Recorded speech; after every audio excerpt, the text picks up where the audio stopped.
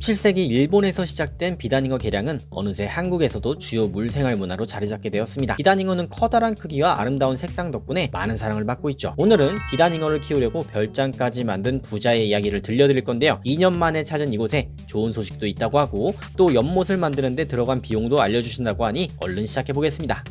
여러분 드디어 도착했습니다. 여기 어딘지 아시죠? 67톤 어항이 있던 그 별장입니다. 지금 시바견들이 반겨주는데 얼른 들어가 볼게요. 그동안에 2년이 지났는데 과연 어떻게 바뀌었을지 한번 가보도록 하겠습니다.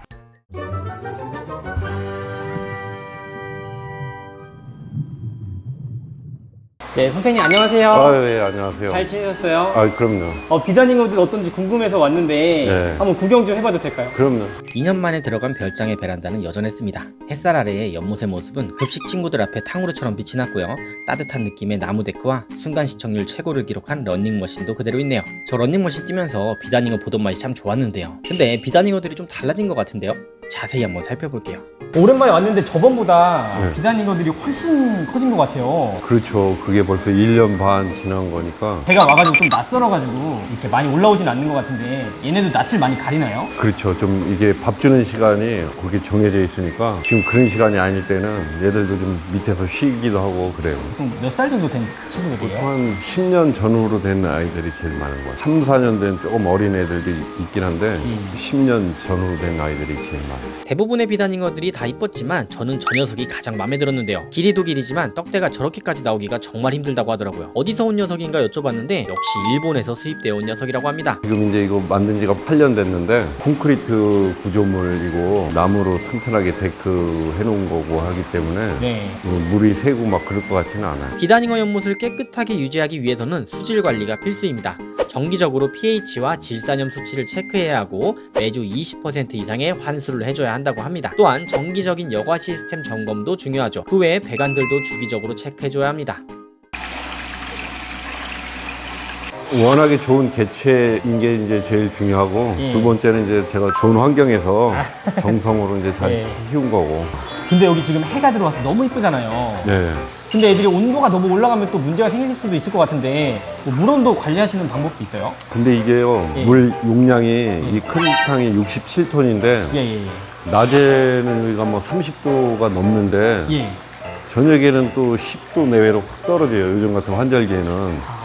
그지만 물이 양이 많기 때문에 물 온도 변화는 거의 없어요. 차광막은 제가 최대한 늦춰가지고 다르려고 그래요. 왜냐면 햇볕을 봐야 잉어들이 색상이 이쁘게 올라오기 때문에 가급적이면은 최대한 늦게 차광막 쳐주려고.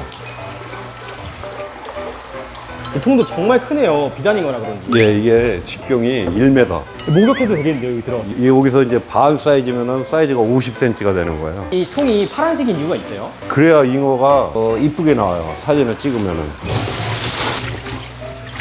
절대 양어장에서는 이 물고기를 꺼내지를 않아요. 근데 제가 오늘 특별히 보여드리는 거예요. 아, 너무 감사합니다. 네.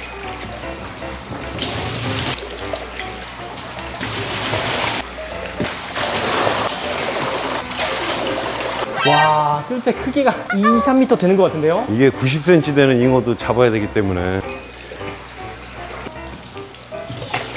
얘는 일본에서 데리고 올 때는 불과 25cm로 아주 작은 아이였지만 작은 게 문제가 아니라 너무 못생겨가지고 내가 이름을 문열이라고 졌어요. 또 아프기까지 하고. 근데 지금은 탑이 된 거예요. 체형이나 건강 상태나. 그리고 이렇게 잉어가 꺼냈을 때 점잖은 애들이 예. 잘 커요. 성격이 무난한 거잖아요. 1년 전에 이랬던 아이가 이렇게 컸어요. 원래 이랬던 친구예요? 네. 오, 사이즈는 진짜요? 25cm밖에 안 되고 이거는 이제 암수가 구분이 안 됐을 상태인데 네. 이 체형이나 색깔이나 이런 걸 봤을 때는 얘는 암놈이 틀림없어요. 대박이 난 거죠. 그러네요. 뭐니뭐니 해도 비단잉어는 수중 촬영이 최고 아니겠습니까? 그래서 카메라를 넣어봤습니다. 제가 2년 전에 이 물속에 직접 들어갔다는 게 안 믿겨지네요. 심지어 그때는 겨울이었는데 진짜 잊을 수 없는 추억이네요. 어쨌든 물속에서 봤을 때도 정말 건강해 보입니다.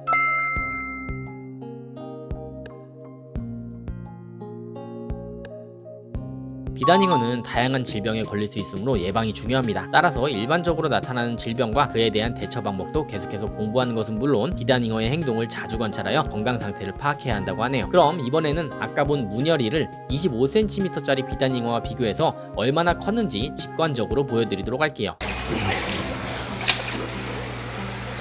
그냥 5, 6배 차이 나는 것 같은데요? 체중으로 따지면 10배도 더 나지. 이렇게 많이 차이가 나네. 원래 저만 할 때 데려온 애가 이렇게 커진 거예요? 그 잉어 키우는 재미라니까. 얘는 잘 키우면은 예. 앞으로 80cm까지 크는 거예요. 이렇게 넓은 데서 커서 이렇게 1년 만에 이렇게 크는 거예요? 넓은 것보다도 예. 여과가 잘 돼야 밥을 많이 줄 수 있거든요. 그 여과 장치를 제가 거의 1대1로 만들어 놨잖아요. 물 용량과 여과 용량을. 밥을 뭐 마음껏 줄 수 있잖아요. 이렇게 처음에 데리고 올 때 받은 프로필과 현재의 모습을 하나하나 대조하면서 아이들의 상태를 체크하시는 게 정말 대단하십니다. 이 큰 아이들보다 이렇게 성장하는 아이들이 저는 이쁘더라고요. 그래가지고 제가 멋지게 키우는 게 또 그게 또 취미의 재미잖아요. 뭐 그런 재미로 키우는 거죠. 크기가 중요하지 않아요. 어차피 크는 거는 1년 더디 크더라도 궁극에는 다 70cm 이상, 80cm 이상 클 거기 때문에 애초부터 기대를 많이 안고 데려온 애들은 실망할 일밖에 없는데 조금 이거는 조금 약간 빠지는데 했던 애들이 기대 이상으로 성장되는 모습을 볼 때 되게 흐뭇하죠. 마당에도 연못이 있는데요. 이 연못은 경비원들이 따로 있습니다. 이름이 뭐예요? 테디베어. 얘는 얼틱. 얼틱은 영리형. 둘이 형제인데 싸워가지고 얘는 막 얼굴에 상처 났잖아요. 아이고, 싸우다 아이고. 그런 거야. 아이고. 서열 싸움. 아이고. 이 녀석들이 새나 족제비 등의 야생동물로부터 비단잉어 연못을 지켜준다고 하네요. 얘를 양어장에다가 넣어놓고 얘를 밤에 풀러줘. 야외에도 커다란 개체들이 정말 많았는데 이 녀석들은 실내 개체보다 예민하지 않고 가격도 좀 더 저렴한 녀석들이라고 하는데 자연광 아래 빛나는 게 너무 멋지더라고요. 다만 야외에서 키우게 되면 부유물이나 나뭇잎 등을 청소해야 하는 번거로움은 좀 있습니다. 참 이거는 잉어 취미인으로 예. 잉어는 밥 주는 재미로 키우는 거예요. 그러니까 제가 이렇게 환수도 하고 고되게 일을 해놓고도 잉어의 그 쩝쩝거리는 소리 이것 때문에 잉어를 키우는 거죠. 소리가 나네요. 먹는 소리가. 네.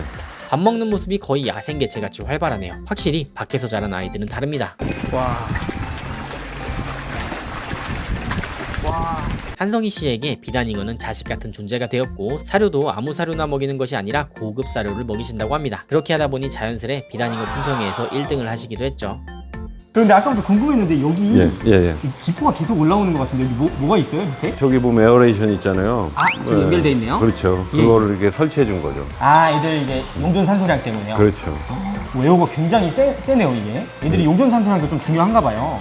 절대적이죠. 이게 여름에 이제 온도가 올라갔을 때는 저게 혹시라도 이제 정전이 나가면 이제 잘못될까봐 제가 자가 발전기도 하나 구비해 놨어요. 노지연못에 지금 요 하는 거 이게 아마 한 30톤 가까이 되는데 이거를 만약에 자기 집에 마당에 있는 분은 만들 수 있잖아요. 그렇죠.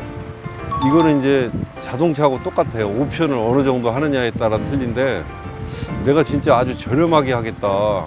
땅이 있으면은 100만 원부터 만들 수 있다고 봐요. 그리고 이제 제가 만든 이런 정도 시설을 갖추려면은 이 노지연못만 대략 잡았을 때 한 30만 원 정도. 저 안에 시설은 더 많이 들겠네요. 안에 시설은 이제 집을 질 때 같이 진 거기 때문에 걔만 따로 비용을 뽑자 그러면 대략 그 생각하면 1억 정도? 그 정도 봐야지 않을까요? 한성희님에게 이 별장은 단순한 취미 활동을 넘어선 삶의 일부가 되었습니다. 사실 저도 육아를 시작하면서 물태기가 좀 왔었거든요. 근데 이번 촬영을 하면서 다시 열정이 좀 차오른 것 같습니다.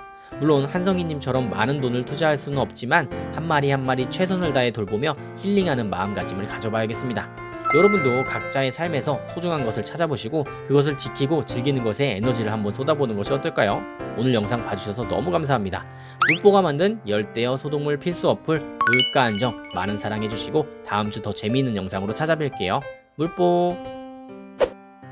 방송국에서도 연락이 왔고 또 최근에도 또 방송국에서 연락이 왔었고 근데 또 일부 방송은 제가 또 컨셉이 안 맞으면 저도 도전을 해요. 별장처럼 이제 세컨하우스 같은 개념이잖아요. 네. 근데 이제 저기에 연못이 있으면 저 세컨하우스도 엄청 습하지 않나요? 이렇게 물어보시는 분도 있어요. 괜찮아요? 생활하기에?